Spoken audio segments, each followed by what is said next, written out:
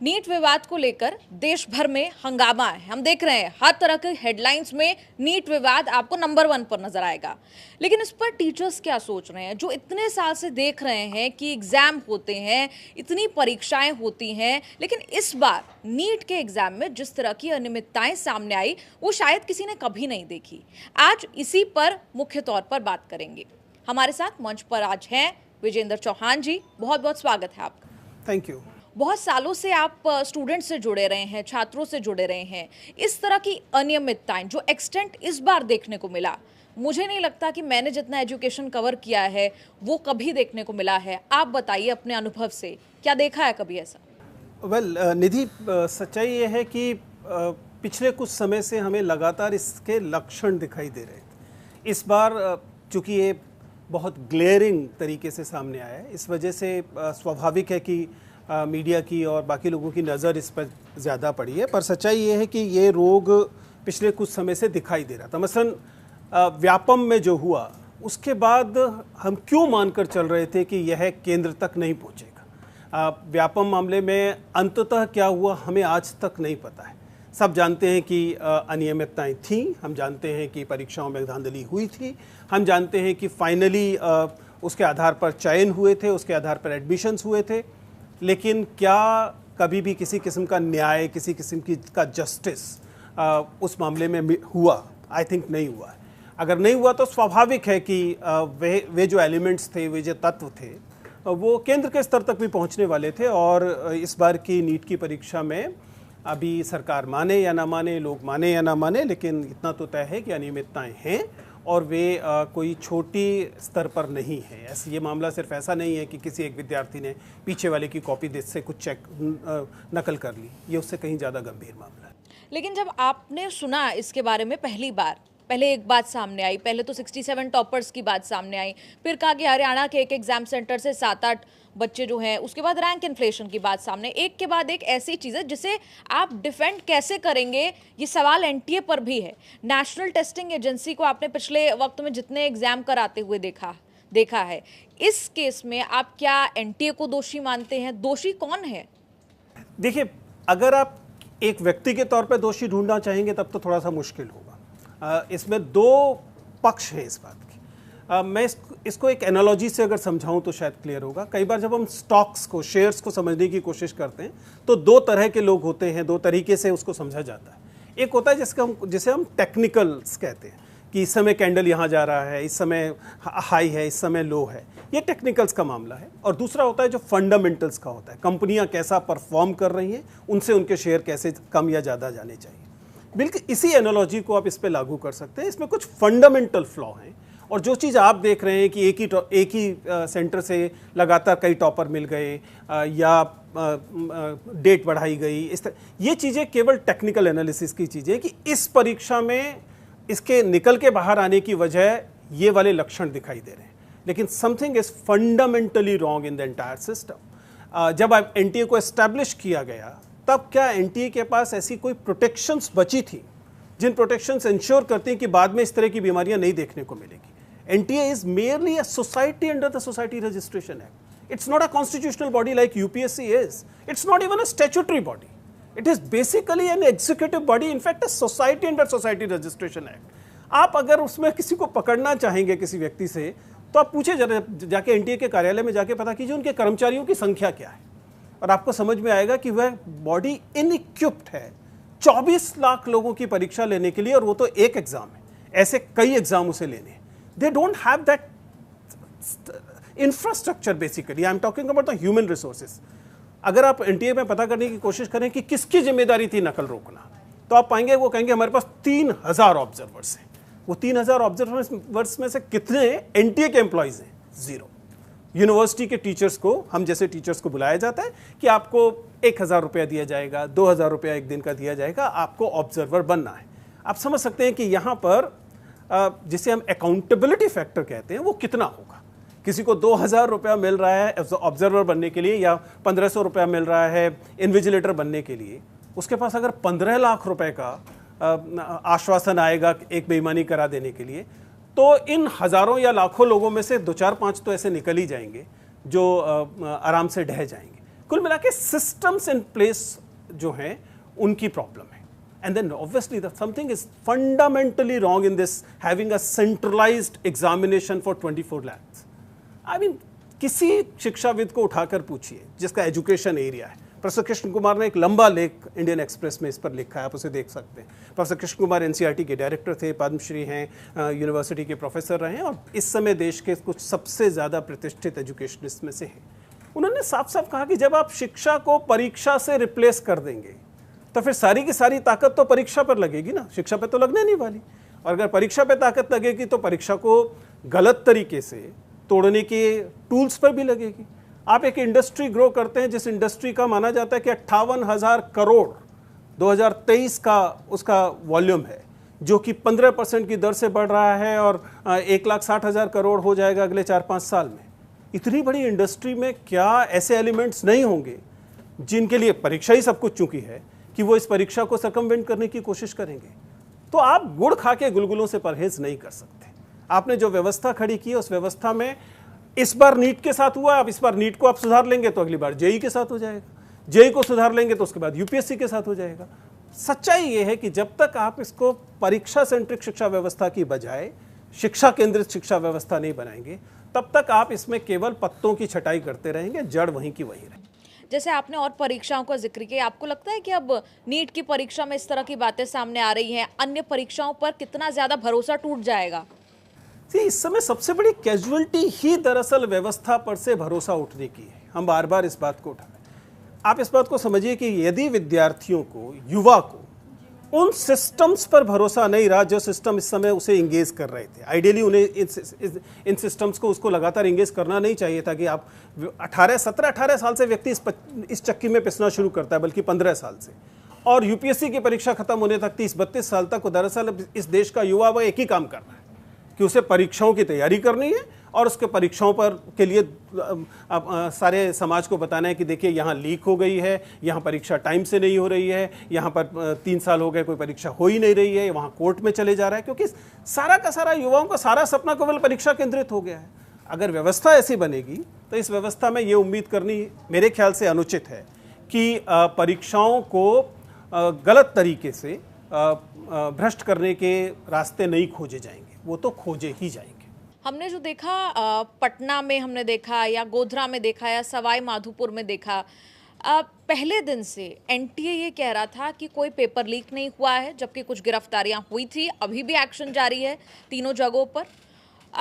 आपको लगता है कि हमेशा से, शुरुआत से, पहले दिन से एनटीए का और उसके बाद जब शिक्षा मंत्री सामने आए, लगातार ये कोशिश थी कि पेपर लीक का दाग किसी तरह ना लगे, भले ही ग्रेस मार्क्स जाते ही हमने कोर्ट में कह दिया विड्रॉ कर लेंगे, लेकिन पेपर लीक का दाग ना लगे, ये कोशिश लगातार बनी हुई थी। सरकार अभी अभी बनी है, कोई नहीं चाहेगा कि पेपर लीक का दाग आते ही लग जाए हम पर।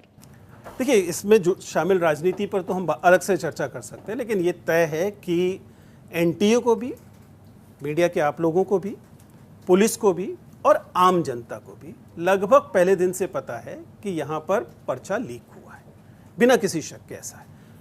अगर आप पूरी व्यवस्था को देखें, जिसमें कि पहले डेट एक्सटेंड की जाती है, उसके बाद आप देखते हैं कि एक ही सेंटर से टॉपर्स निकलते हैं, आप देखते हैं कि रिजल्ट को 14 की बजाय 4 तारीख को दिया जाता है, और जैसा आपने बताया कि बाकायदा लोगों की गिरफ्तारियां होती हैं जो बताती हैं कि हाँ, उनके पास पर्चा था। अब इस बात को समझिए कि आजकल के कम्युनिकेशन मॉडल में you can not localise paper leak, it is impossible. आप ये नहीं कह सकते कि पटना में पेपर लीक हुआ, आप ये नहीं कह सकते कि झज्जर में एक सेंटर में गड़बड़ हुई। जिस तरह का कम्युनिकेशन आजकल है, इसका मतलब पूरे देश में पर्चा लीक हुआ। ये अलग बात है कि सेंटर में उसका ज़्यादा असर दिखाई दिया होगा, आप उसको मान लीजिए कल को आप कहें कि नहीं, झज्जर सेंटर को कैंसिल कर दिया गया, उससे भी इस पूरी प्रॉब्लम को सॉल्व नहीं किया जा सकता। पूरी प्रॉब्लम सॉल्व करने के लिए आपको सिस्टमिक सॉल्यूशंस निकालने पड़ेंगे। आप ऐसा कर ही नहीं सकते कि 24 लाख लोगों की परीक्षा एक दिन में लेंगे, जिसके लिए आपको लाखों एग्जामिनेशन रूम चाहिए होंगे, हज़ारों एग्जामिनेशन सेंटर्स चाहिए होंगे, हज़ारों ऑब्जर्वर्स चाहिए होंगे, आपको हज़ारों इन्विजिलेटर्स चाहिए होंगे। It is almost impossible and the casualty is the faith in the system. क्योंकि जो विद्यार्थी है, अगर उसकी इस व्यवस्था में से आस्था खत्म होती है, तब फिर आप इस स्लाइड को रोक नहीं पाएंगे। क्योंकि एक निराश और हताश युवा समाज से ज़्यादा बुरा इस देश के लिए कुछ नहीं हो सकता। सर, हम लोग ज़्यादा बात इस पूरे नीट विवाद पर कर रहे हैं कि एक उपक्रम को क्रियान्वित करने की प्रक्रिया में गड़बड़ी है, लेकिन क्या उपक्रम अपने आप में गड़बड़ी नहीं है? यही मैं शुरुआत से कह रहा हूं। दरअसल उपक्रम ने इस पर्टिकुलर परीक्षा में कुछ गड़बड़ की, वो पकड़ी गई, ये तो बहुत छोटी बात है। असली बात यह है कि क्या we should have a single agency like NTA to do it? If we need to have a agency like NTA, then what should be the safeguards? क्या इस अकाउंटेबिलिटी क्या होनी चाहिए? आप नीट का स्ट्रक्चर देखिए, जैसा मैंने कहा, society under societies registration act under department of education, which is higher department of higher education. जिसका क्या मतलब हुआ? इसका मतलब हुआ कि तकनीकी तौर पर किया गया कि 7 लोग इकट्ठे हुए, उन्होंने एक मेमोरेंडम ऑफ एसोसिएशन बनाया, सोसाइटी रजिस्ट्रेशन एक्ट में उसे कर दिया, और बाकी लोगों से, चूंकि उसके पीछे सॉवरेन राष्ट्र का उसको समर्थन दिया गया था, इसलिए बाकी लोगों से उम्मीद की गई कि इसके दिए गई परीक्षाओं पर सब लोग विश्वास करें। It is unlike UPSC. UPSC has got constitutional banking, it doesn't have a constitutional banking. I think इसके पास स्टैट्यूटरी बैकिंग भी उस पैमाने पर नहीं है। हालांकि अकाउंटेबिलिटी के मामले में ये जरूर किया गया कि कुछ डायरेक्टर्स को इसके बोर्ड में शामिल किया गया है, एनआईटी के डायरेक्टर्स को किया गया, एम्स से कुछ लोगों को किया गया, एनआईटी से कुछ किया गया। इससे एक थोड़ा सा विश्वास जमता है, लेकिन जैसे ही ऐसे ही कोई घटना होती है, वो विश्वास एकदम भरभरा कर गिर पड़ता है। अगर अब आगे पूछा जाएगा कभी, ये ठीक वैसे है जैसे कि अगर आप 90s की बात करें, तो 90s में जब कोई बच्चा बिहार से, उत्तर प्रदेश से दिल्ली आता था और वो आके अपने विश्वविद्यालय का नाम बताता था, तो उसके बाद उसके अंक कितने हैं उसको पूछा नहीं जाता था, कोई मतलब नहीं, अच्छा वहां से आए हो ना, बात खत्म हो गई। अब हमने धीरे धीरे टॉप इंस्टीट्यूशंस के साथ ये कर दिया कि आप कोई कहेगा अच्छा उस परीक्षा में किया था, वो तो वही है ना जिसमें नीट हुआ था, तो बात ही खत्म। उसके बाद उस विद्यार्थी ने कैसे उस परीक्षा को क्रैक किया था ये इमेटीरियल हो जाएगा। और अगर आप रिजल्ट देखें तो साफ साफ दिखाई दे रहा है, इट इज इम्पॉसिबल कि कोई व्यक्ति जिसने अभी तक एनटीए बता के नहीं दे रहा कि जो एक्सटेंडेड विंडो दी गई थी, उस विंडो में जिन लोगों ने फॉर्म भरे थे, क्या उनमें भी कोई टॉपर है? क्या उनमें भी कोई सिलेक्शंस हुए थे? मोस्ट लाइकली थे। और अगर थे तो इसका मतलब कोई विद्यार्थी जो कि टॉप कर रहा है वो फॉर्म भरने की डेट भूल जा रहा है, वो फॉर्म एक्सटेंडेड विंडो में फॉर्म भर रहा है। आश्चर्यजनक है। इसका मतलब जो रोग है वो काफी गहराई तक है। और आई एम श्योर कि अगर ईमानदारी से, व्यापम की तरह नहीं, अगर ईमानदारी से इसकी जांच की जाएगी तो एनटीए के कुछ लोग तो डेफिनेटली इसमें शामिल निकलेंगे, अदरवाइज ये संभव नहीं है जिस तरह के समाचार आ रहे हैं। इस तरह के मामले भी देखे गए, कम से कम पॉलिटिकल पार्टीज ने तो कहा, केरल कांग्रेस ने कहा कि फिजिक्स केमिस्ट्री में फेल हो रहा है बच्चा सीबीएसई में और नीट के एग्जाम में टॉप कर रहा है। हाँ, सिर्फ इतना ही नहीं, और भी कई सारी चीजें आश्चर्यजनक दिखाई दे रही हैं। और इसलिए मेरे ख्याल से हमें इस बात को समझना चाहिए, जब भी हम राजनीति शब्द बोलते हैं तो लोग कहते हैं बहुत बुरी चीज है, इसे शिक्षा से दूर रखो, जबकि हमें पहली क्लास में बीएड की पहले सेमेस्टर में समझाया गया था कि शिक्षा एक राजनीतिक अवधारणा है, it has to be a political thing. और अगर तब ऐसे में आपको उस सवाल को देखना चाहिए जो स्टालिन वहां से उठाते हैं। स्टालिन कहते हैं कि तमिलनाडु के संदर्भ में उन्होंने पहले भी इस बात की ऑब्जेक्शन किया था कि नीट कंपलसरी क्यों किया जा रहा है। एक केंद्रीकृत परीक्षा जो पूरे देश पर लागू होगी, यह सही है कि पूरे देश को डॉक्टर चाहिए, लेकिन यह भी सही है कि तमिलनाडु को जिस तरह के डॉक्टर चाहिए वो ठीक वही नहीं है जैसे कि दिल्ली को डॉक्टर चाहिए। इसलिए एक कंकरेंट सब्जेक्ट है एजुकेशन, तमिलनाडु को यह तय करने का हक होना चाहिए, पूरा नहीं तो कुछ प्रतिशत में होना चाहिए कि तमिलनाडु को किस किस्म के डॉक्टर चाहिए होंगे। इसलिए उसको यह तय करने का हक होना चाहिए कि वो किन विद्यार्थियों को अपने मेडिकल कॉलेजेस में एडमिशन देगा। सबको नहीं तो 60%, 40%, जैसे कि पहले होता था, कुछ हिस्सा सीबीएसई लेता था, कुछ स्टेट वो लेते थे। जैसे आप सिस्टम को थोड़ा सा डिसेंट्रलाइज करेंगे, प्रॉब्लम सॉल्व होगी। लेकिन हमारे यहाँ स्थितियाँ उल्टी हुई हैं। सेंट्रलाइजेशन पर इतना ज़्यादा जोर है, ये रियलाइज किए बिना कि जब आप केंद्रीकरण ज़्यादा करते हैं तो स्वाभाविक है कि शुचिता के भंग होने की संभावना भी ज़्यादा बढ़ जाती है। एक केंद्रीकृत परीक्षा है जो बिहार में भी हो रही है, जो दिल्ली में भी हो रही है, जो गुजरात में भी हो रही है। अब स्वाभाविक है कि किसी भी एक जगह पर अगर लीक होगा तो पूरे देश में ही जाएगा। और लीक तो बहुत सेकेंडरी चीज़ है। पहली बात तो है कि परीक्षा ही अपने आप में लार्जर देन लाइफ क्यों हो जाए। नीट ने तो परीक्षा को ही लार्जर देन लाइफ बना दिया ना, जेई ने, नीट ने, यूपीएससी ने। ऐसा लगता है जैसे कि देश, पूरा का पूरे देश का युवा केवल कुछ परीक्षाएं देने के लिए ही जी रहा है। ऐसे में परीक्षाएं इतनी महत्वपूर्ण हो जाएंगी क्योंकि इससे उसका करियर तय हो रहा है, उससे उसकी रिलेशनशिप तय हो रही है, उससे जिंदगी तय हो रही है, कि उसको उसके लिए भ्रष्ट होने में भी बुरा नहीं लगेगा। which is really sad.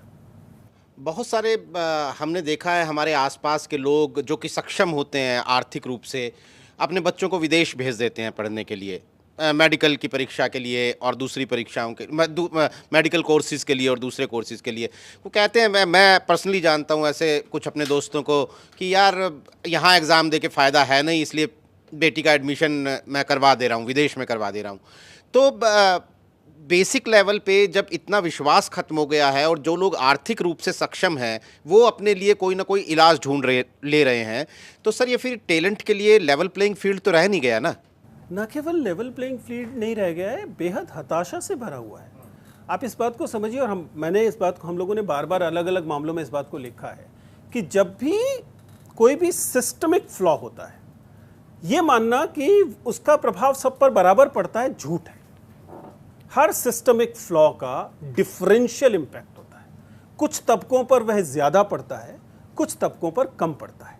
अगर आप मान लीजिए नीट से उदाहरण लें, लेकिन ये सब चीज़ों पर लागू होगा, तो नीट में अगर अब ये तय हो गया कि 20 लाख में पर्चा मिल जाता है, तो अब अमीर व्यक्ति को सिर्फ ये चुनना है कि 1 करोड़ में प्राइवेट मेडिकल कॉलेज में एडमिशन कराए या थोड़ी सी आत्मा मार के 20 लाख रुपए में पेपर खरीद ले और गवर्नमेंट मेडिकल कॉलेज में कराए। लेकिन वे व्यक्ति जिसके पास यह संसाधन नहीं है, उसकी वह विंडो भी क्लोज हो गई, जो अभी तक ये थी कि चलो 3 साल 4 साल रगड़ कर वह व्यक्ति अगर एक गवर्नमेंट मेडिकल कॉलेज में चला जाता है जहां पर की फीस लगभग नाममात्र है, तो उसके पास एक विंडो ऑफ एस्पिरेशन खुली हुई थी।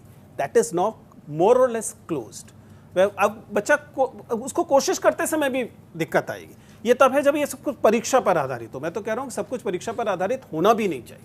आपको एज ए एजुकेशनिस्ट इतने सालों से आप इस पर काम कर रहे हैं, मोटी बात, अगर इस सिस्टम में सुधार के लिए आपको सरकार को 3-4 सलाह देनी हो तो वो क्या होंगी? आखिर मतलब हम बहुत चर्चा कर रहे हैं समस्या पे, समाधान क्या है?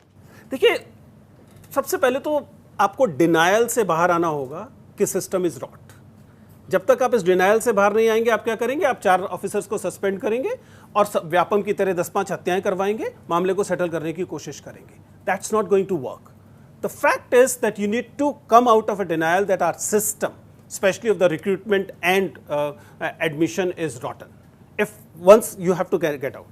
Second, प्रोफेसर कृष्ण कुमार ने इस बात को बहुत ध्यान से समझाया, जब तक आप स्कूल एजुकेशन पे काम नहीं करेंगे तब तक आप ये कर ही नहीं सकते कि परीक्षाओं का महत्व कम हो जाए। अब इस समय ना तो अधिकांश राज्यों में सही बात यह है कि रिक्रूटमेंट स्कूल एजुकेशन पे हो ही नहीं रही है। शिक्षक पढ़ा नहीं रहे हैं, बल तो शिक्षक है नहीं, और अगर शिक्षक हैं तो वो दूसरे किस्म के कामों में लगाए जा रहे हैं। पढ़ाई उनका प्राइमरी काम नहीं बचा है, जिसका कुल मिलाकर पहले दिन से अध्यापकों को, शिक्षकों को, पेरेंट्स को, बच्चे को पता है कि वह पूरी तरह से इस कोचिंग इंडस्ट्री के सहारे है। शुरू में पहले ट्यूशन करेगा 8वीं 9वीं तक, उसके बाद वह किसी कोचिंग सेंटर का पल्ला पकड़ लेगा, स्कूल में उसकी हाजिरी लगती रहेगी या नहीं भी लगेगी, कोई फर्क नहीं पड़ रहा। और उसके बाद की उसकी पूरी जिंदगी, जब तक कि वो कोई अधिकारी, कोई डॉक्टर, कोई इंजीनियर, कोई पत्रकार नहीं बन जाता, वो केवल के केवल सारी की सारी वो इसी सिस्टम को फॉलो करने की है। वो कुल मिला के at the mercy of the coaching industry है, which is not at all fair for a system. क्योंकि आप सबको समझना पड़ेगा कि ये सबके लिए एक्सेसिबल चीज नहीं है, ये लिमिटेड लोगों के लिए एक्सेसिबल चीज है, बाकी लोगों के लिए ये एक्सेसिबल नहीं है। And it's not just about class, it's not just about money, it has to do with other social categories also. Gender के हिसाब से जितने लोग पकड़े गए उनमें से लड़कियां कितनी हैं? लड़कियों के माँ बाप नहीं 40 लाख रुपए में पेपर लीक कराने को तैयार होंगे, लड़कों के माँ बाप हो जाएंगे। Then obviously the other social categories, SCs, STs, OBCs, क्या उनके पास इतने रिसोर्सेज हैं कि वो इसके लिए कोशिश करेंगे? And then obviously you can not have a system जो विच इज बेस्ड ऑन कि लीक करा सकते हो कि नहीं करा सकते। That can not work. और and then I don't know कि ये वाला दबाव क्यों है कि आपको एक दिन में परीक्षा करानी है। अब इस परीक्षा को महीने भर में करा लीजिए अगर जरूरी है तो। आप इस परीक्षा का उद्देश्य क्या है? असली मसला तो ये है ना। दुर्भाग्य से हमारे यहाँ परीक्षा का, किसी भी परीक्षा का, UPSC से लेकर और 10वीं क्लास के तक की परीक्षा का उद्देश्य ये नहीं है कि विद्यार्थी का मूल्यांकन करना है, उद्देश्य है कि छटनी करनी है। क्योंकि हमारे पास एक फनल है, आगे कम जगह हैं, तो हमें बहुत सारे लोगों को निकाल के बाहर फेंकना है। 24 लाख आएंगे, जिनमें से बेसिकली 60,000 40,000, बेसिकली 35-40,000 के बीच में है गवर्नमेंट मेडिकल कॉलेज की सीट। आपको 35,000 लाख, अब 24 लाख से 35,000 लाने का तो एक ही तरीका है कि लोगों को छटनी करने का तरीका खोजना पड़ेगा। हमारे यहाँ हर परीक्षा मूल्यांकन की बजाय छटनी करने का तरीका है। अगर सिस्टम ऐसा है तो इसमें स्टेक्स इतने ज़्यादा हाई हो जाएंगे कि आपको पैसा भी दिखाई देगा, आपको माफिया भी दिखाई देंगे, आपको अपराध भी दिखाई देगा, आपको हिंसा भी दिखाई देगी। कुछ लोग ये भी कह रहे हैं कि जब आप चुनाव 7 फेज़ में करवा सकते हैं, 1.5 महीने में चुनाव करवा सकते हैं, तो इतनी बड़ी परीक्षाओं को फेजेस में क्यों नहीं करवा सकते? क्या ये तर्क काबिले बहस है? देखिए, आइडियली तो मेरा मानना यह है कि जीआरई इत्यादि की तरह परीक्षा ऑन डिमांड होनी चाहिए। अगर आप मूल्यांकन करना चाहते हैं तो मैं तैयारी कर रहा हूँ, मुझे लगा कि आज मेरी स्थिति ऐसी है कि मैं परीक्षा दे सकता हूँ। मैंने फॉर्म भरा, 15 दिन के बाद मैंने किसी सेंटर में जाके परीक्षा दी और उससे मेरा एक मूल्यांकन मिल गया। जीआरई में ऐसा होता है, आइल्ट्स में ऐसा होता है, विदेश में ऐसा होता है, ये है। हालांकि ये रोचक बात है जब आप इसे कंपेयर करते हैं इलेक्शंस के साथ। इलेक्शंस के साथ इसे कंपेयर सिर्फ इसलिए नहीं किया जाना चाहिए कि कितने फेजेस में होना है, इसलिए भी किया जाना चाहिए कि इलेक्शंस कराने वाली जो बॉडी है उस पर भी इसी किस्म के सवाल उठते हैं। आपको समझना पड़ेगा कि मान लीजिए चुनाव वाली एनालॉजी में चलें और आपका चुनाव आयोग पर से भरोसा उठ जाए, चुनाव की प्रक्रिया पर से भरोसा उठ जाए पूरी जनता का या जनता में अधिकांश हिस्से का, तो आप समझ सकते हैं कि लोकतंत्र का बचा रहना लगभग असंभव। मैंने वोट डाला, मुझे नहीं पता कि मेरा वोट वहीं गया जहां मैं चाह रहा था कि नहीं, क्या कैंडिडेट्स को लेवल प्लेइंग फील्ड मिली थी या नहीं मिली थी, मैं श्योर नहीं हूं। अगर मेरा भरोसा चुनाव आयोग पे नहीं है तो लोकतंत्र बर्बाद है। ठीक वैसे ही अगर इस तरह से मूल्यांकन करने वाली एजेंसीज पर विद्यार्थियों का, आम जनता का भरोसा नहीं है तो फिर इन परीक्षाओं की क्रेडिबिलिटी, इन परीक्षाओं की कुल मिलाकर जो विश्वास है वो भंग होना तय है।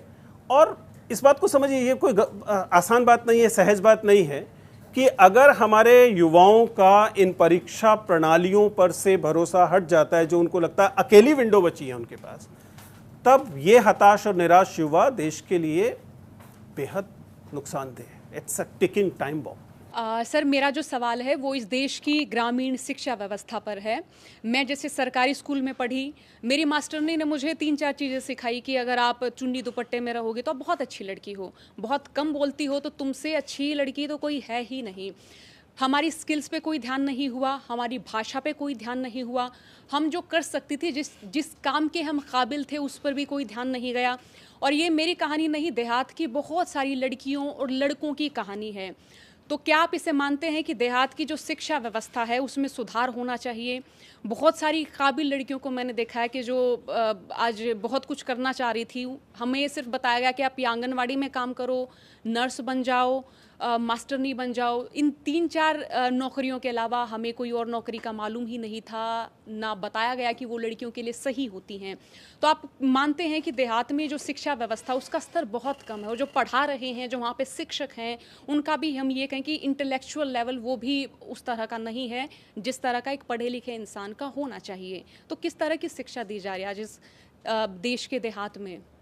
नहीं, आई टोटली एग्री इनफैक्ट, और ये बात अभी से नहीं है। अगर आप यशपाल कमेटी की रिपोर्ट देखें, 1991 में यशपाल कमेटी की रिपोर्ट आती है और उस रिपोर्ट में साफ साफ ये बताया गया, और ये महत्वपूर्ण बात है कि अगर आप प्राइमरी एजुकेशन को, पूरे देश की प्राइमरी एजुकेशन को, और मैं जब प्राइमरी एजुकेशन कह रहा हूँ मेरा मतलब है public funded common education system, specially public funded, अगर आप primary education, public funded primary education को स्ट्रेंथन नहीं करेंगे तो एकदम तय बात है कि उसके बाद जो कुछ भी आप करेंगे वो केवल छटाई होगी, वो रूट्स में, जड़ पे काम नहीं होगा। जब हम प्राइमरी एजुकेशन, गांव के स्कूलों की प्राइमरी एजुकेशन कहते हैं, इसका मामला केवल इंफ्रास्ट्रक्चर का नहीं है, लेकिन इंफ्रास्ट्रक्चर एक इंपॉर्टेंट फैक्टर है। स्कूल हो, उसमें एक सामान्य सुविधाएं हों, उसमें शिक्षक हो, और वो शिक्षक ये जो अग्निवीर किस्म का शिक्षक ना हो। आपको मालूम है कि ये अग्निवीर वाली प्रणाली सबसे पहले शिक्षा से शुरू होती है। पैरा टीचर्स आते हैं और वो कॉन्ट्रैक्चुअल टीचर्स आते हैं, जिनकी स्वाभाविक है कि ना तो उनको उतना वेतन मिल रहा था, ना उनको उतनी जिम्मेदारियां मिल रही थी, और रुतबा तो था ही नहीं। जब तक आप आम शिक्षक को ये नहीं बताएंगे कि आपका काम देश के लिए महत्वपूर्ण काम है, देश आपके काम की कद्र करता है, तब तक वह व्यक्ति अपने उस काम में संतुष्ट नहीं होगा, उसे जैसे तैसे नौकरी की तरह पीटेगा। और शिक्षा एक नौकरी की तरह पीटी जा सकने वाली चीज़ नहीं है। आपको वो क्रेडिबिलिटी, वह सम्मान उस शिक्षक को देना पड़ेगा और गांव की एजुकेशन सिस्टम को सुधारना पड़ेगा। But then it's a long term thing. इसका मतलब ये नहीं है कि आप ये मानकर चलें कि तब तक हम बाकी चीज़ों पे काम ही नहीं करेंगे, क्योंकि ये चीज़ें समानांतर चल सकती हैं। आप अपनी परीक्षा प्रणाली को भी सुधार सकते हैं, लेकिन आप साथ साथ अपने स्कूल एजुकेशन को भी सुदृढ़ कर सकते हैं। लेकिन उसके लिए कुछ बेसिक्स करने पड़ेंगे ना, जिनमें से बेसिक्स है जैसे फॉर एग्जाम्पल आपको एजुकेशन के लिए आवंटन बढ़ाना पड़ेगा ना। आपका बजट एलोकेशन बढ़ेगा तभी ये होगा ना। आप जरा एक बार इस बजट को देखिए तो सही। पिछली बार का आप बजट देखेंगे तो शर्मिंदगी होगी। हमारे यहाँ पूरे एजुकेशन बजट 1,20,000 करोड़ है। 1,20,000 करोड़ पूरे देश की शिक्षा के लिए, जिसमें से 87,000 करोड़ तो आपने सेस में लिया है। एजुकेशन सेस जो आपने हासिल किया उसमें 87,000 करोड़ तो आपने लोगों से शिक्षा के नाम पे ही लिया था। फिर देश ने क्या खर्च किया उस पर? 50,000 करोड़ रुपए, 40,000 करोड़ रुपया, जिसमें सारे IITs हैं, सारे NITs हैं, सारी सेंट्रल यूनिवर्सिटीज़ हैं, सारे सेंट्रल स्कूल हैं। मैं यूनियन लेवल पे बात कर रहा हूँ। ये ठीक है कि एजुकेशन जो है वह कंकरेंट सब्जेक्ट है, इसलिए स्टेट एलोकेशंस भी होता है। लेकिन केंद्र सरकार पे जो केंद्र सरकार दिखाएगी, राज्य उसी को पालन करेंगे ना। अगर केंद्र सरकार अपना एलोकेशन बढ़ाए तो राज्य सरकार भी कुछ बढ़ाए। लेकिन अगर हमारा एलोकेशन ही इतना कम है, इसका मतलब हमारी वरीयताओं में शिक्षा नहीं है। अगर हमारी वरीयताओं में शिक्षा नहीं है और हम क्या मान के चल रहे हैं, प्राइवेट सेक्टर इन्वेस्टमेंट इसे कर लेगा। ऐसे जरा कंपेयर कीजिए कोचिंग इंडस्ट्री की टर्नओवर के साथ। आई जस्ट मेंशन कि with in 5 year it will be 1,60,000 crore rupees. It is already 58,000 crore rupees. तो आप शिक्षा में जो पैसा दे रहे हैं, शिक्षा की विद्रूपताओं से तैयार जो इंडस्ट्री है उसमें वो पैसा उसका वेटेज ज्यादा है। As a matter of fact आप जितना इसमें से टैक्स ड्रॉ कर रहे हैं in terms of GST and income tax of this industry, उसको अगर आप सेस के साथ मिला लें तो आपको समझ में आएगा कि आप एजुकेशन पे 0 पैसा खर्च कर रहे हैं। नेगेटिव रीइंफोर्समेंट, नेगेटिव इन्वेस्टमेंट है आपकी। अगर देश शिक्षा पर पैसा ही खर्च करने को तैयार नहीं है, उसके बाद हम ये आपत्ति करने के कहां लायक बचे। और क्यों ऐसा कर रहे हैं? क्योंकि there is no political cost to it. इस पूरे देश में अभी 543 सीटों पर चुनाव हुआ है। 4 सीट आप गिना के नहीं बता सकते जिनमें डिसीजन एजुकेशन के आधार पर हुआ। उम्मीदवार का चयन शिक्षा के आधार पर वो 543 में आपके पास 5 सीट नहीं है। 1-2 सीट कहीं किसी कोने में गलती से होंगी तो होंगी, मुझे नहीं पता, मैं तो एक भी नहीं जानता, लेकिन मान लेते एक आध कोई होगी। अगर शिक्षा पर की अवहेलना करने पर, उपेक्षा करने पर कोई राजनीतिक कीमत ही नहीं है, तो फिर पॉलिटिकल पार्टीज के पास इस बात का कोई इंसेंटिव नहीं है कि वो शिक्षा पर और ज़्यादा ध्यान दें। अगर पॉलिटिकल पार्टीज नहीं देंगी तो स्वाभाविक है कि ब्यूरोक्रेसी भी नहीं देगी, प्रशासन भी इसको नेगेटिव मानेगा और लेके उनको पशु गणना में लगाएगा, उनको जाति गणना में लगाएगा, उनको X गणना Y गणना में लगाएगा और इसी तरीके से सिस्टम चलेगा। सर मेरा सवाल एक ये भी है कि जो UPSC करते हैं, शुरुआत में तो बड़ा जुनून होता है कि सब कुछ बदल देंगे, बाद में हमें लगता है कि उनसे भी कुछ ज़्यादा होता नहीं है। हम किसी किसी का अनुभव देखते हैं, वो बता रहे होते हैं कि किसी तथाकथित बाहुबली ने ऐसा बोल दिया, या किसी माफिया या किसी नेता का दबाव रहा इसलिए नौकरी छोड़ दी। तो क्या हम ये माने कि जो UPSC की जो खेप तैयार हो रही है वो देश को चलाने वाली खेप तो है, लेकिन उन्हें काम नहीं करने दिया जा रहा होता है? देखिए, मेरे हिसाब से ये शायद फिल्मी अपेक्षा ज़्यादा है कि कोई ब्यूरोक्रेट सामाजिक परिवर्तन लाता है। मैक्स वेबर ने जब ब्यूरोक्रेसी डिज़ाइन की, जब उन ब्यूरोक्रेसी का आइडिया दिया, it was not for the social change. Bureaucracy by definition is a status quoist organisation. मतलब बाय डेफिनेशन वो ऐसी है, उसका काम है कि समाज में सब कुछ सही सलामत स्थिर तरीके से चलता रहे। सामाजिक परिवर्तन या तो सामाजिक दिशा से आएंगे या राजनीति से आएंगे। ब्यूरोक्रेसी से अपेक्षा करना कि वो समाज को बदलेगी, उसका काम है समाज को स्थिरता देना। समाज में सिस्टम्स, अगर बहुत अच्छी भी ब्यूरोक्रेसी होगी तो उसका काम होगा कि समाज में जो नियम कायदे हैं उनके हिसाब से स्थिरता से काम होता रहे। सामाजिक परिवर्तन दरअसल नौकरशाही का मैंडेट नहीं है, इसलिए ये अपेक्षा तो मेरे ख्याल से फिल्मी अपेक्षा है जब हम ये उम्मीद करते हैं। लेकिन इतना ज़रूर है कि कम से कम उसे सामाजिक विघटन में तो शामिल नहीं होना चाहिए। कम से कम ऐसा तो नहीं होना चाहिए कि जो नुकसानदेह काम है उनमें समर्थन कर रहे हैं। तो मेरे ख्याल से नौकरशाही से तो अपेक्षा ज़्यादा है ऐसा करना। हाँ, हमें सामाजिक आंदोलनों से ही अपेक्षा रखनी चाहिए और अपनी राजनीति से अपेक्षा रखनी चाहिए कि वो शिक्षा पर ध्यान देंगे, वो बाकी ये जो विचलन हमें दिखाई देते हैं उन्हें रोकने की कोशिश करेंगे। आखिर इस नीट मामले में भी अल्टीमेटली ब्यूरोक्रेट लोग ही शामिल होंगे ना। It is headed by an IAS officer and there is entire bureaucracy of it.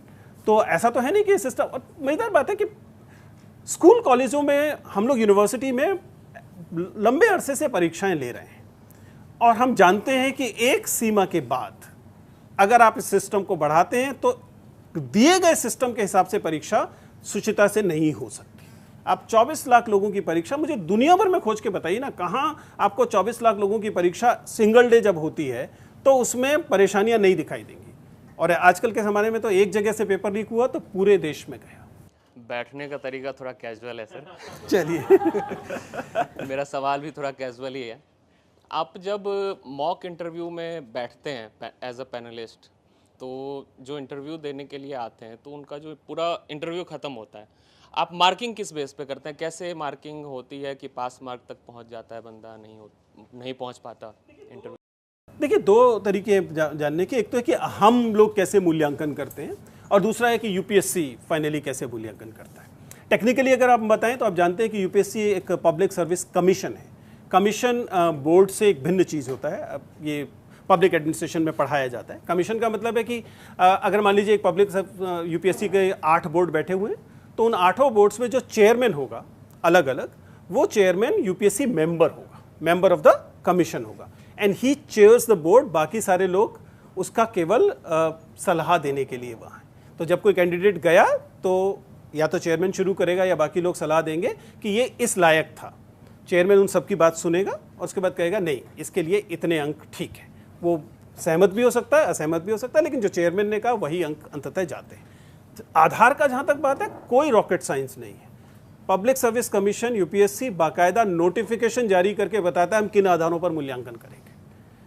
अगर उसमें पर्सनैलिटी टेस्ट वाला कॉलम पढ़ेंगे तो उसमें लिखा हुआ है किन आधारों पर मूल्यांकन होगा। ये आधार जो हैं मसलन the critical power of assimilation, analytical ability, general awareness, इस तरह के 4-5 फैक्टर्स हैं, कम्युनिकेशन, उनके आधार पर मूल्यांकन होता है और वही तरीका है। हालांकि ये थोड़ा सा ज़्यादा कॉम्प्लिकेटेड होता है जब हो जाता है जब हम वास्तव में इसे होते हुए देखते हैं, क्योंकि वहाँ पर आपके पास जो 3000 विद्यार्थी हैं उनमें 3000 इसलिए कह रहा हूँ कि मेंस क्लियर करके आए हुए जो, उनमें से अधिकांश लोग जो होते हैं वे लगभग इसी एक बराबर किस्म के दिखाई देने वाले, क्योंकि दुर्भाग्य से एक ही तरह की फैक्ट्री से निकल रहे हैं। आपको समझना पड़ेगा, हमें ऐसा इस साल के मेरे इंटरव्यूज़ में मुझे एक भी कैंडिडेट ऐसा नहीं मिला जो बिना कोचिंग से आया हुआ हो। ठीक है, मैंने लगभग 200 इंटरव्यू लिए होंगे, मुझे एक भी नहीं मिला। पिछले बारों में कभी कभी एक आध कोई मिल जाता था, स्टेट में कभी कभी मिलते हैं, लेकिन इसका मतलब वो सब उसी असेंबली लाइन प्रोडक्शन से निकल कर आ रहे हैं। एक ही तरह की किताबें पढ़ रहे हैं, एक ही तरह के संसाधनों को देख रहे हैं, लगभग एक ही तरह की क्लासेस भी अटेंड कर रहे हैं।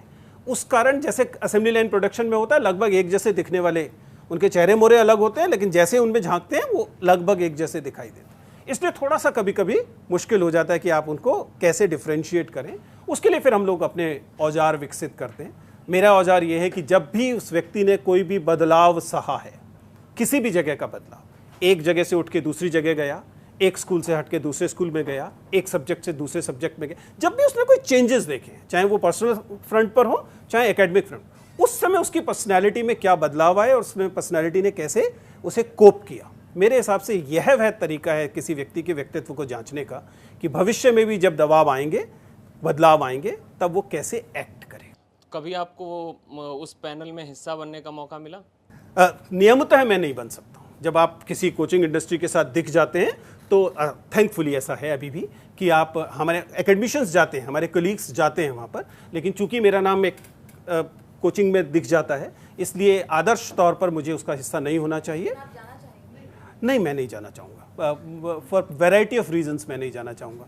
पहली बात तो ये हमेशा राजनीतिक नियुक्तियाँ होती हैं, तो राजनीतिक नियुक्तियाँ जब होती हैं तो आपकी राजनीति और इनकी राजनीति मिले, इस बात की संभावना बहुत कम है।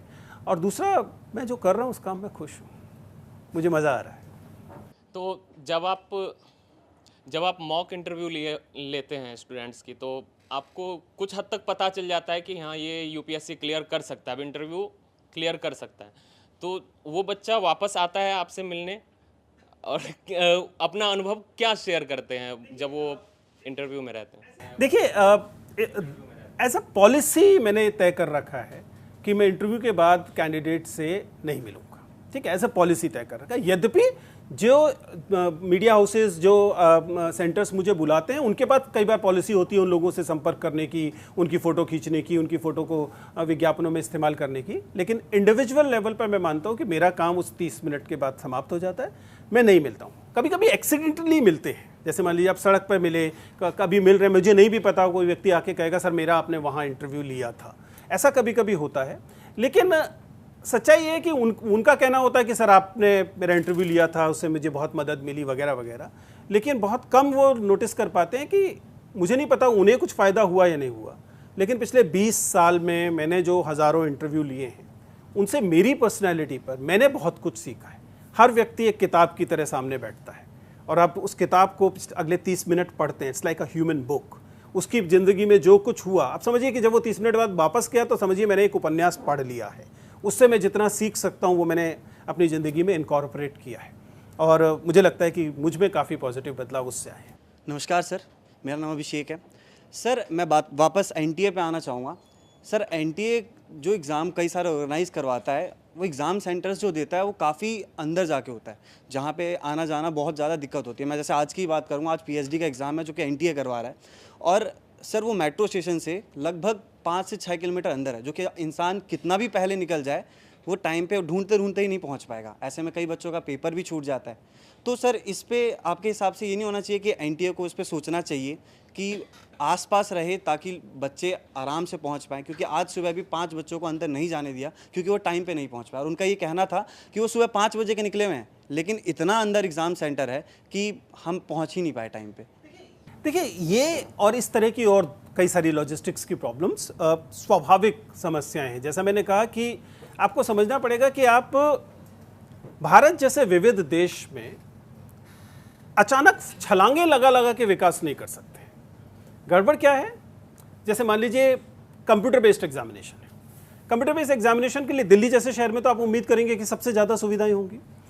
हमारे पास HCL द्वारा चलाए जा रहे 2-4-5 सेंटर्स को छोड़ दिया जाए तो बाकी सेंटर्स ऐसे हैं जैसे पहले जो लोग जाते थे साइबर कैफ़े में, उस टाइप के छोटे छोटे वो बन गए हैं। और वो शहर में चूंकि जगह कम होती है, इसलिए शहर से थोड़ा सा हट के ग्रामीण इलाकों की तरफ जाकर हैं, और वहाँ पर जैसा आपने कहा एक्सेस का भी इशू रहेगा, पहुँचने की दिक्कत रहेगी। वहाँ पहुँचेंगे तो आपको पानी नहीं मिलेगा, दूसरी सुविधाएँ नहीं मिलेंगी, ये परेशानियाँ अपनी जगह पर हैं। कैसे इसे रिजॉल्व किया जा सकता है? मुझे लगता है कि सबसे पहले तो आपको एनटीए को सुधारना पड़ेगा। आपको समझना पड़ेगा कि एनटीए इस बात को समझे कि वो एक जिम्मेदारी वाला काम कर रहा है और उसके लिए रिसोर्सेज लगेंगे। आप एनटीए का मैंडेट देखेंगे, आपको समझ में आ जाएगा बेईमानी कहाँ हो रही है। एनटीए से कहा गया है कि उसे फाइनेंशियली सेल्फ सफिशिएंट होना है। देश ये जिम्मेदारी लेने को तैयार नहीं है कि प्रवेश परीक्षाएं होंगी, रिक्रूटमेंट टेस्ट होंगे, उसमें जो पैसा लगेगा वो देश देगा, नहीं मान रहे हैं। इसलिए आप पाएंगे इन टेस्ट की फीस अचानक बहुत बड़ी है। एनटीए को इस हासिल फीस में से, यूपीएससी ऐसा नहीं करता है, यूपीएससी आपसे 200-500 रुपए लेगा, और अगर उस परीक्षा को आप देखेंगे तो आपको समझ में आएगा कि उसमें पैसा ज़्यादा लगा है। क्यों? क्योंकि उसके पास स्टेट फंडेड है। स्टेट फंडेड इसलिए क्योंकि वो कॉन्स्टिट्यूशनल बॉडी है, इसलिए उसको आराम से पार्लियामेंट से पैसा मिलता है। यहाँ पर सरकार कह रही है कि हम जिम्मेदारी नहीं लेंगे कि प्रवेश परीक्षा में जो लगने वाले संसाधन है वो कहाँ से आएंगे। फिर तो संसाधन ऐसे ही आएंगे जहाँ कॉर्नर कटिंग्स की जाएंगी। हो सकता है कि वो आज 1500 रुपये दे रहे हैं, कल कहें कि 1400 पे ही कोई आ जाएगा, तो चलो 1400 पे बुला लेते हैं। फिर 1400 वाला तो 20 लाख रुपए सामने दिखेंगे तो गड़बड़ा ही जाएगा। ये सेंटर्स के साथ भी हो रहा है। सेंटर्स प्राइवेट हैं, वो सेंटर्स एनटीए के पास जा रहे हैं कि ठीक है हमें सेंटर दे दीजिए। आप समझ सकते हैं सेंटर देने में कुछ हो रहा होगा कि ठीक है आपको सेंटर दे दिया बवाना में, आपको सेंटर दे दिया नरेला में, क्योंकि उस व्यक्ति को पैसा मिल रहा है। अब जब पैसा मिल रहा है सुविधाएं नहीं मिल रही हैं, उस कारण ये स्थितियां पैदा होंगी। तो लॉजिस्टिक्स की प्रॉब्लम तो तब तक आती रहेंगी जब तक आप ये नहीं मानेंगे कि राज्य की जिम्मेदारी है कि सुविधा से और पारदर्शिता के साथ परीक्षा हो सके। इसके लिए राज्य को कुछ एलोकेशन देना पड़ेगा। राज्य अभी इसके लिए तैयार नहीं है, देश इसके लिए तैयार नहीं है। वो सोच रहा है कि आप ही से थोड़ी सी पॉकेट से पैसा निकाल लें, उसी में से कुछ पैसा निकाल के उस आईएएस ऑफिसर की भी सैलरी दे दें जो इसका चेयरमैन है या सीईओ है। सर ये तो बात रही नीट एग्ज़ाम में स्कैम की, लेकिन जितने भी कॉम्पिटिटिव एग्ज़ाम होते हैं, आप इस बात से कितना ताल्लुक़ रखते हैं कि जो फिक्सिंग होती है कुछ एजेंट्स के द्वारा, भले ही वो चाहे एग्ज़ाम सेंटर्स की हो या फिर इन्विजिलेटर्स के इन्वॉल्वमेंट की हो या फिर पेरेंट्स के इन्वॉल्वमेंट की हो, कितने बड़े स्केल पर ये स्कैम और कॉम्पिटिटिव एग्ज़ाम्स में भी होता है? See honestly I am not the right person to ask it, because मेरे पास ऐसा कोई एक्सेस नहीं है। एक टीचर होने के नाते मैं यकीन करना चाहूँगा कि ऐसा नहीं होता, लेकिन जो लक्षण दिखाई देते हैं उससे लगता है कि ऐसा होता है। और अगर आप मेडिकल कॉलेजेस के स्टूडेंट से बात करें तो वो कहेंगे कि हर साल आईआईटीज़ में, मेडिकल कॉलेज में 2-4 विद्यार्थी डेफिनेटली दिखते हैं जिनको देख के लगता है कि ये व्यक्ति परीक्षा पास करके नहीं आया है, किसी और तरीके से आया है। लेकिन मैं उम्मीद करना चाहता हूँ या तो ऐसा नहीं है या स्केल उतना बड़ा नहीं है। लेकिन अगर नीट एक लक्षण है तो उसके आधार पर ये एक दिन में तो पैदा हो गया सिस्टम नहीं होगा रिग करने वाला। इस सिस्टम ने पहले कुछ फ़ायदे उठाए होंगे, उससे उसकी कुछ फंडिंग बनी होगी, उसमें कुछ और माफिया लोग शामिल हुए होंगे। तो I believe it is something that is to be seriously looked at. और इसको अगर आपने अभी बंद नहीं किया तो आप मान के चलिए कि केवल नीट पे नहीं रुकेगा, फिर ये बाकी परीक्षाओं पे भी जाएगा, या शायद नीट तक पहुंचा इसका मतलब बाकी परीक्षाओं से होकर पहुंचा है। जी, और सर मेरा दूसरा सवाल ये है कि एनटीए अब सवालों के घेरे में है। हालांकि वो अब जो से पूछा जा रहा है उतना जवाब दे रहा है, लेकिन फिलहाल एनटीए के स्टैंड को आप किस तरह से देखते हैं और इस नीट स्कैम में जो पॉलिटिकल इन्वॉल्वमेंट हो रही है उसे आप किस नज़रिए से देख रहे हैं? To be honest, I will not be playing that gallery कि भाई राजनीति को इसमें शामिल नहीं होना चाहिए। मेरे ख्याल से it is a political question. Government should be answerable and accountable for these misdeeds. ये कहना कि इसको राजनीति का सवाल नहीं बनाना चाहिए, गलत है। मेरे ख्याल से राजनीतिक सवाल होना चाहिए। शिक्षा के हर सवाल को गहरा राजनीतिक सवाल होना चाहिए। चुनाव शिक्षा के सवाल पे लड़े जाने चाहिए, हारे जाने चाहिए, जीते जाने चाहिए। तो to me getting more and more politics involved is a good thing. NTA unfortunately is behaving more like a bureaucratic organisation. वो एक, हम लोग तो विश्वविद्यालय से आते हैं, विश्वविद्यालय में जब इस तरह की कोई परेशानी आती है तो विश्वविद्यालय की अपनी एक एकेडमिक काउंसिल होती है विच इज़ मोर और less academic political body. Executive council होती है जो कि मोर और लेस एडमिनिस्ट्रेटिव पॉलिटिकल बॉडी, और वहाँ पर इस पर सवाल उठाए जाते हैं और अगर कोई गलती होती है तो सुधारा जाता है।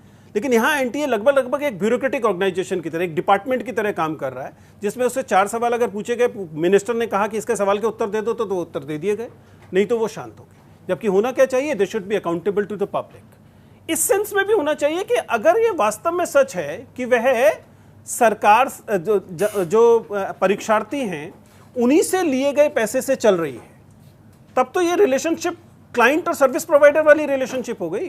तब तो आपको और भी ज़्यादा अकाउंटेबल होना है। वो आपके कस्टमर हो गए, क्लाइंट हो गए, उन्होंने आपको फीस दी थी इस बात के लिए कि आप ट्रांसपेरेंटली एग्जाम कंडक्ट करेंगे, आप नहीं कर पाए, आपकी जिम्मेदारी है। मुझे तो लगता है इसको कंज्यूमर कोर्ट तक जाना चाहिए कि आपने हमसे पैसा लिया और एग्जाम कराने के लिए और आप एग्जाम नहीं करा पाए।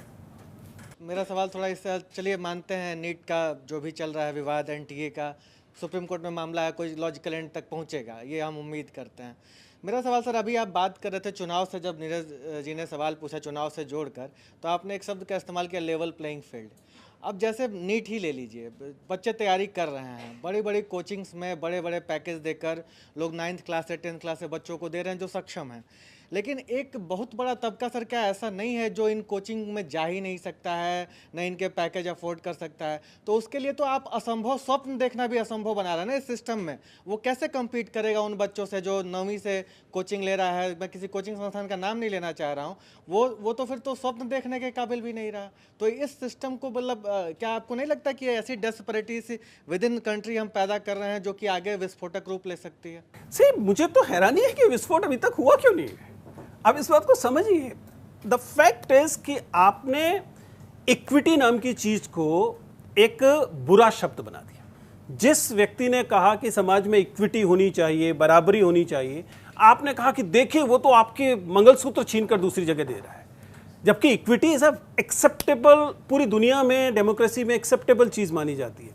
जो चीज आप बात कर रहे हैं वो इक्विटी की बात है। मेरी समझ नहीं आ रहा कि किसी भी देश में 7वीं क्लास के बच्चे, 10वीं क्लास के बच्चे, 12वीं क्लास के बच्चे की सोशल कैटेगरी, इकोनॉमिक कैटेगरी उसकी शिक्षा को निर्धारित करने वाली चीज क्यों होनी चाहिए? यह क्यों नहीं संभव है कि स्टेट फंडेड एजुकेशन में ऑलमोस्ट एक जैसी शिक्षा सब लोगों को मिल सके? ये जिम्मेदारी है हमारी। हमारा संविधान ये फंडामेंटल राइट्स में देता है। राइट टू एजुकेशन में ये बाकायदा दर्ज है कि लगभग इक्विटेबल क्वालिटी की एजुकेशन सबको मिलनी चाहिए। हम नहीं दे पा रहे हैं, हम नहीं देना चाह रहे हैं, ना देने की कोई राजनीतिक कीमत नहीं है। इसका परिणाम ये होता है कि अब हमें जहां से जिस तरीके से खेत बेचकर कर्जा लेकर बच्चे को इन कोचिंग सेंटर्स की मर्जी पे छोड़ना पड़ता है, और कोचिंग सेंटर्स में इस बात का कि स्टेक्स बहुत हाई हो जाती हैं कि उनके यहाँ से बच्चे सेलेक्ट हों, उनके यहाँ से बच्चे टॉपर निकलें। अगर स्टेक्स इतने ज़्यादा हाई होंगे तो सिस्टम को रिक करने की कोशिश भी होने लगेगी। अच्छा सर, एक वक्त था, वो ज़्यादा पुराना वक्त नहीं है, हमारे ही छात्र जीवन का वक्त था कि बड़े सेंट्रल यूनिवर्सिटीज़ के एंट्रेंस हुआ करते थे, उसको निकाल कर उसमें एडमिशन लेना एक प्राउड फीलिंग हुआ करती थी कि हमारा बच्चा जवाहरलाल नेहरू यूनिवर्सिटी में पढ़ रहा है। अब कई सारे प्राइवेट यूनिवर्सिटीज़ आ गई हैं जो इस प्राउड फीलिंग को शिफ्ट कर गई हैं कि अब वो जेएनयू वाली, तो जेएनयू पर तो एक लेबलिंग हो गई जेएनयू जैसी यूनिवर्सिटीज़ पर, अब उन प्राइवेट यूनिवर्सिटी में जो 10 लाख 8 लाख के में ग्रेजुएशन के पैकेज हैं उनमें लोग करा रहे हैं एडमिशन, और उस तरह की एक फीलिंग है। तो मेरा सवाल ये है कि जो ये सेंट्रल यूनिवर्सिटीज़, स्टेट फंडेड जो यूनिवर्सिटीज़ थी, उनका एक सिस्टम था, उनमें एक स्टूडेंट पॉलिटिक्स हुआ करती थी, तमाम चीज़ें थीं, और जब इस तरह के विवाद खड़े होते थे तो छात्र सड़कों पर आते थे। क्या आपको लगता है कि ये जो निजीकरण एजुकेशन में लाया गया, ये जानबूझकर इसी तरीके से किया गया कि ये छात्र विरोध दब जाएं, ये चीज़ें खत्म हो जाएं? देखिए, मुझे नहीं पता कि किसी कमरे में बैठ के ये कॉन्स्पिरेसी हुई थी या नहीं हुई थी, लेकिन परिणाम के स्तर पर हमें ये दिखाई देता है। पहले ये स्कूल एजुकेशन में हुआ। स्कूल एजुकेशन में हम सब लोग सरकारी स्कूलों से पढ़े हुए लोग हैं, और हमें कभी इस बात की कोई शर्मिंदगी नहीं होती थी कि ये एक सामान्य अवस्था थी कि सरकारी स्कूलों से पढ़ा जाता था। बाद में सरकारी स्कूलों की गुणवत्ता जानबूझकर उस स्तर पर पहुंचा दी गई कि लोगों को लगा कि पब्लिक स्कूल एजुकेशन ही एजुकेशन है और ये तो केवल समय काट रहे हैं। हम लोगों ने ये मोर्चा संभाले रखा हायर एजुकेशन। सौभाग्य से आज तक भी स्थिति ये है कि गवर्नमेंट फंडेड हायर एजुकेशन की क्वालिटी प्राइवेट एजुकेशन से 2-4 यूनिवर्सिटी छोड़ दी जाए तो उनसे बेहतर होती है। अदरवाइज फिर से नाम नहीं लेना जा रहा, लेकिन आपको याद है आपके पड़ोस की यूनिवर्सिटी है जहाँ के बच्चों को ये नहीं पता होता कि वो किस बात के लिए तख्ती लेकर निकले हैं। तो थैंकफुली हम लोग, हमारी यूनिवर्सिटी उसको बचाकर चल रही थी। उसके कई सारी वजह हैं, क्योंकि क्वालिटी एजुकेशन देना एक सस्ता काम नहीं है। एक सरकारी यूनिवर्सिटी के प्रोफेसर को जो तनख्वाह दी जाती है आज भी, वो आप पाएंगे कि प्राइवेट यूनिवर्सिटीज़ के टीचर्स को नहीं दी जाती है। 4 टीचर्स को मिला के उतनी दी जाती है जितनी कि एक टीचर को दी जाती है। मसलन मैं जिस स्तर पर हूँ, 12-15 साल नौकरी करने के बाद मुझे विश्वविद्यालय को 2.5 लाख से ऊपर की तनख्वाह देनी पड़ती है, जो कि आप पाएंगे कि सामान्यतः किसी और प्राइवेट एजुकेशन में, क्योंकि नियम उनके भी वही हैं लेकिन वो उसका पालन नहीं करते। तो इसलिए अब क्या तरीका हो सकता है? आप पब्लिक फंडेड एजुकेशन को डिस्क्रेडिट कर दीजिए। आप डिस्क्रेडिट 2 तरीके से कर सकते हैं। एक तो क्वालिटी ऑफ एजुकेशन को गड़बड़ा दीजिए, और दूसरा संदेह पैदा कर दीजिए एडमिशन को लेकर और एग्जामिनेशन को लेकर। इन सारे मोर्चों पर काम हो रहा है। डिस्क्रेडिट भी किया जा रहा है, जैसे आपने जेएनयू का नाम लिया। आप एडमिशन को डिस्क्रेडिट आप देख रहे हैं एनटीए वाले मेथड से किया जा रहा है। आखिर क्या परेशानी थी? विश्वविद्यालय अपने आप परीक्षा लेते थे, प्रवेश होता ही था, और ऐसे ऐसे बच्चों के प्रवेश होते थे जिनको अदरवाइज अब एडमिशन नहीं मिल पा रहा है, लेकिन आप उससे डिस्क्रेडिट, फाइनली आपने एग्जामिनेशन को डिस्क्रेडिट करना शुरू किया कि उससे निकलने वाले अंकों की वैल्यू खत्म कर दी। तो ये प्रॉब्लम है, डेफिनेटली है। और अगर आप मेडिकल में देखें तो आपको और समझ में आएगा, आज भी तमाम चीज़ों के बावजूद गवर्नमेंट फंडेड मेडिकल एजुकेशन की क्वालिटी, बावजूद इसके कि उनके अस्पतालों में बहुत अच्छी सुविधाएं नहीं हैं, फिर भी जो बच्चे गवर्नमेंट मेडिकल कॉलेजेस से निकलते हैं बेहतर डॉक्टर हैं। प्राइवेट मेडिकल कॉलेजेस वाले करोड़ रुपया फीस दे रहे हैं, उसके बावजूद उनकी क्वालिटी उतनी अच्छी नहीं है। इसलिए मेरा मानना यह है कि मैं ये नहीं जानता कि कोई कॉन्स्पिरेसी है कि नहीं, लेकिन परिणाम के स्तर पर डेफिनेटली गवर्नमेंट फंडेड जो एजुकेशन है उसको डिस्क्रेडिट करना, ताकि प्राइवेट फंडेड एजुकेशन को ज़्यादा कस्टमर्स मिले, ज़्यादा ग्राहक मिले, ऐसी कोशिश करना दिखाई दे रहा है। तो सर एक छोटा सा सवाल कि तो फिर हमारे पास ऑप्शन क्या है? बलिया मतलब गुरु गोविंद दो खड़े काके लागो पाँव, हमने पढ़ा था कि गुरु को क्या ये अब उठाना चाहिए दायित्व कि सड़कों पर निकले और ऐसे इन सारी चीज़ों का विरोध, क्योंकि देखा है इस देश ने सर, काशी में जब अंग्रेजी हटाओ आंदोलन चला था तो प्रोफेसर निकल गए सड़कों पर और यूनिवर्सिटीज़ को, मतलब छात्रों को उद्वेलित किया कि इन सारे मुद्दों पर एक आप स्टैंड लो ताकि सरकार मानेंगे। तो क्या मेरा सवाल एकेडमिशियंस से है कि क्या उनके पास ये दायित्व, उनके ऊपर ये दायित्व नहीं बनता है कि वो छात्रों को इसके लिए जागरूक करें? देखिए, thankfully I am coming from an university जिसने ये अपनी जिम्मेदारी मोरलेस हमेशा ली है। हम लेकिन बाकी विश्वविद्यालय उस पैमाने पर कर पा रहे हैं या नहीं कर पाए, लेकिन दिल्ली विश्वविद्यालय में शिक्षकों ने लगभग हर राजनीतिक आंदोलन में या इस तरह की उसमें शामिल हुए हैं। नई शिक्षा नीति के खिलाफ भी आप देखेंगे कि काफ़ी शिक्षक गोलबंद हुए थे। लेकिन आप ये भी देखिए कि पूरे देश में प्रतिरोधों को लेकर क्या माहौल बनाया गया है। इस देश में लगातार प्रतिरोध करना मुश्किल कर दिया गया है। प्रतिरोध को जिस दिन आप ये मांग करते हैं कि कोई न्याय होना चाहिए, न्याय की हर मांग का जवाब यूएपीए होने लगा है। आप कुछ बोलते हैं तो यानी दमन जो है, डेमोक्रेसी की जो बेसिक चीज़ थी कि प्रतिरोध करेंगे, विश्वविद्यालय वाइब्रेंट होंगे, जहाँ पर सब तरह के लोग होंगे, वो प्रतिरोध कर रहे होंगे, आगे निकल कर आएंगे, उन जगहों को धीरे धीरे प्रतिरोधों से शून्य करने की कोशिश की जा रही है। अभी पूरी तरह समाप्त नहीं हो गए, लेकिन डेफिनेटली ये मुश्किल हो गया है। पर आपका कहना एकदम सही है कि अल्टीमेटली ये जिम्मेदारी शिक्षित वर्ग की है। जिस 2.5 लाख रुपए की मैंने बात की थी, वो कार की EMI देने के लिए नहीं थे, वो यही इंश्योर करने के लिए थे कि आप अपनी जिम्मेदारी को निभाएंगे। और ये जिम्मेदारी केवल 55 मिनट की क्लास लेना नहीं थी, ये जिम्मेदारी दरअसल अपने विद्यार्थियों को इस सब चीज़ के लिए जागरूक करना भी थी। जी विजेंद्र जी, अंत में मैं नीट पर वापस आऊँगी। सबसे पहली बात, जो इस केस की हम बात कर रहे हैं, आपको लग रहा है कि रीनीट सॉल्यूशन है कि देश भर में फिर से 24 लाख बच्चों के लिए एग्जाम करा दिया जाए? देखिए, इमीडिएटली क्या सॉल्यूशन होगा, इस पर सीधी बात है कि यदि परीक्षा की शुचिता भंग हुई है, जो कि जिस बात के पर्याप्त लक्षण दिखाई दे रहे हैं कि हुई है, तब आपके पास सिवाय बिना तुरंत दोबारा परीक्षा कराने के कोई और समाधान दरअसल है नहीं। हो सकता है कि नहीं हो सकता, मुझे लगता है कि हो सकता है, लेकिन आपको ज़्यादा तैयारी के साथ करना पड़ेगा और आपको ज़्यादा जिम्मेदारी के साथ करना पड़ेगा। लेकिन क्या ये सॉल्यूशन है? सॉल्यूशन जैसा मैंने कहा कि फिर आपको फंडामेंटल्स पे जाना पड़ेगा। ये केवल आप कैंडल्स मतलब आप टेक्निकल एनालिसिस से इसको करने की कोशिश कर रहे हैं। मेरी सलाह तो ये रहेगी कि अभी पुनर्परीक्षा की जाए, लेकिन NTA में और इस पूरे प्रवेश की प्रणाली में फिर से फंडामेंटली कुछ बदलाव किए जाए। अब बहुत बहुत शुक्रिया मंच पर आने के लिए। दूसरी बार था आपका, मंच का अनुभव कैसा रहा इस बार? जैसा मैंने पहले भी कहा था कि नॉर्मली जब आप एक न्यूज़ रूम के सामने बैठते हैं तो आपको 2 फ़ायदे होते हैं। एक तो ये कि आपको ऐसे लोगों से चर्चा करने का मौका मिलता है जो इमीडिएट जो चीज़ें घट रही हैं उनसे अवेयर हैं, और दूसरा एक कम्युनिकेटर होने के नाते जब आप इस बात को भांप रहे होते हैं कि पूछे जाने वाला सवाल दरअसल आपसे क्या निकलवाने की कोशिश कर रहा है, वो और ज़्यादा मज़ेदार होता है। So I am a communication teacher, I have been enjoying it. Thank you. बहुत बहुत शुक्रिया।